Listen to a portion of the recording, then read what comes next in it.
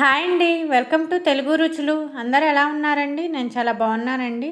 మీకు గనక నా వీడియోస్ నచ్చితే లైక్ చేయండి, షేర్ చేయండి, సబ్స్క్రైబ్ చేయండి. ఈరోజు మనం సింపుల్గా చింతపండు పులిహోర ఎలా తయారు చేసుకోవాలో చూద్దామండి. ఇక్కడ నేను కప్పుల రైస్ని బాగా కడుక్కొని ఇక్కడ చూపిస్తున్నట్టుగా అన్నం ప్రిపేర్ చేసుకున్నానండి. ఇలా రైస్ ప్రిపేర్ చేసుకున్న దాన్ని ఒక చిన్న బేషన్ తీసుకొని నేను ఆల్రెడీ వండుకున్న అన్నాన్ని ఇలాగ బేషన్లోకి వేసుకుంటున్నానండి. ఈ అన్నం మొత్తం కూడా బేషన్లోకి వేసేసుకోవాలి. ఇలా బేషన్లోకి వేసేసుకొని మొత్తం కూడా చల్లార్చుకోవాలి. దీనికోసంగా మనం చింతపండుని ఒక పెద్ద నిమ్మకాయ సైజ్ అంత చింతపండుని ఒక గిన్నెలో తీసుకొని నీళ్లు పోసుకొని నానపెట్టి ఉంచుకోవాలి. ఇలా కొంచెం సేపు నానిన తర్వాత మనం ఇక్కడ ఒక జల్లెడ గిన్నె తీసుకొని చింతపండు మొత్తాన్ని కూడా దీంట్లో వేసుకొని ఇక్కడ చూపిస్తున్నట్టుగా చింతపండు మొత్తాన్ని కూడా పిసుకోవాలి. ఇలా కొంచెం కొంచెంగా వాటర్ పోసుకుంటూ మనం తీసుకున్న చింతపండు మొత్తాన్ని కూడా పిసుక్కొని ఇలా ఒక గిన్నెలోకి తీసుకోవాలి. ఆ తర్వాత దీన్ని అంతటినీ కూడా ఒక గిన్నెలోకి చింతపండు పులుసును అంతటినీ కూడా ట్రాన్స్ఫర్ చేసుకోవాలి.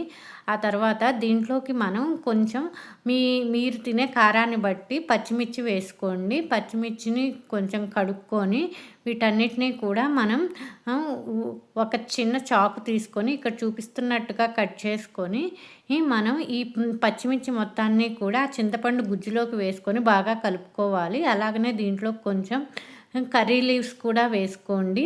అలాగనే ఒక స్పూన్ పసుపు కూడా వేసుకోండి. ఇవన్నీ కూడా వేసుకొని బాగా కలపాలి మొత్తం కలిసేటట్టుగా. దీంట్లోకి అదేవిధంగా 2 స్పూన్ల ఆయిల్ కూడా వేసుకోవాలి.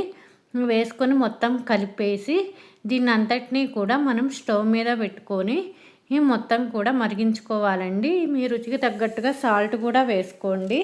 ఇదంతా కూడా వేసుకొని స్టవ్ మీద పెట్టుకొని చింతపండు పులుసు అంతా కూడా ఉడికే విధంగా బాగా ఉడికించుకోవాలి. దీంట్లో నుంచి ఆయిల్ సపరేట్ అయ్యి ఇట్లా బుడగలు వచ్చే విధంగా ఉడికించుకొని స్టవ్ ఆపేసుకొని దీన్ని చల్లార్చుకోవాలి. ఆ తర్వాత ఒక కళాయి స్టవ్ మీద పెట్టుకొని డీప్ ఫ్రైకి సరిపడా ఆయిల్ వేసుకొని దీంట్లో 1 కప్పు వరకు పల్లీలు వేసుకొని బాగా వేయించుకోవాలండి. ఇక్కడ చూపిస్తున్నట్టుగా ఇక్కడ ఆయిల్లో నేను ఆల్రెడీ కొంచెం పసుపు వేసుకున్నానండి.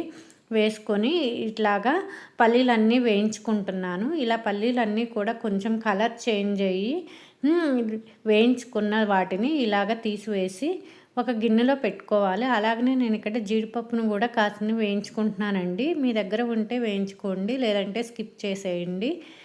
ఈ జీడిపప్పు కూడా వేయించుకోవాలి. దోరగా గోల్డెన్ బ్రౌన్ కలర్ వచ్చేంత వరకు కూడా వేయించుకొని ఈ జీడిపప్పును కూడా తీసి ఒక గిన్నెలో వేసుకొని పక్కన పెట్టుకోవాలి. మనం చింతపండు తాలింపు వేయటం కోసం ఇక్కడ ఒక ప్లేట్లో నేను ఆవాలు, జీలకర్ర, కరివేపాకు, ఎండుమిర్చి, పచ్చిమిర్చి, పచ్చెనగపప్పు తీసుకొని పక్కన ఉంచుకున్నానండి. అలాగనే ఈ కళాయిలో కొంచెం ఆయిల్ వేసుకొని ఫస్ట్ ఆవాలు, పచ్చెనగపప్పు వేసుకుంటున్నాను. అలాగనే ఇవి కొంచెం వేగాలి. వేగిన తర్వాత వీటిల్లోకి మనం జీలకర్ర కూడా వేసుకోవాలి. 1 స్పూన్ జీలకర్ర వేసుకోండి. ఈ తర్వాత 4 నేను కప్పుల అన్నానికే కాబట్టి కొంచెం తక్కువ స్పైసీనెస్ కోసం ఎండుమిర్చి 4 తీసుకున్నాను. అలాగనే కొంచెం కరివేపాకు కూడా వేసుకున్నాను. 4 పచ్చిమిర్చిని కూడా వేసుకున్నాను. మీరు తీసుకున్న అన్నాన్ని బట్టి మీరు ఎండుమిర్చి, పచ్చిమిర్చి మీ కారాన్ని బట్టి వేసుకోండి. అలాగనే ఇంకొంచెం పసుపు కూడా యాడ్ చేసుకున్నానండి. అది కూడా మీ ఇష్టం అండి. మీకు ఇష్టమైతే కొంచెం పసుపు కూడా యాడ్ చేసుకోండి. వీటన్నిటిని కూడా బాగా దోరగా వేయించుకోవాలి. దీంట్లో కొంచెం ఇంగువ కూడా వేసుకుంటున్నాను. ఇంగువ వేయటం వలన బాగా తిరగమాతలో టేస్ట్ వస్తుందండి.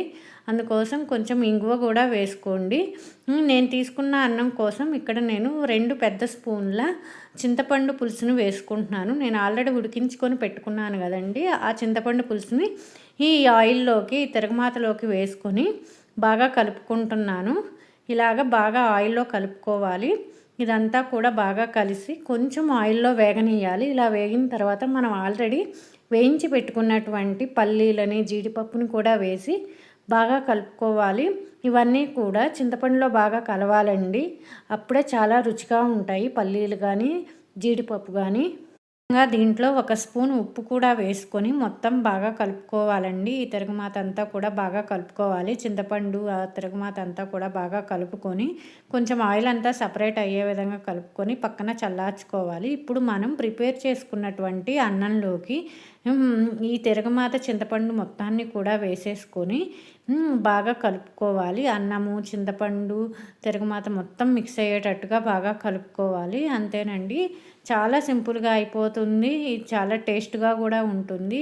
ఇవి జర్నీలోకి కూడా బాగా పనికొస్తుందండి. మీరు ఒకసారి ట్రై చేయండి.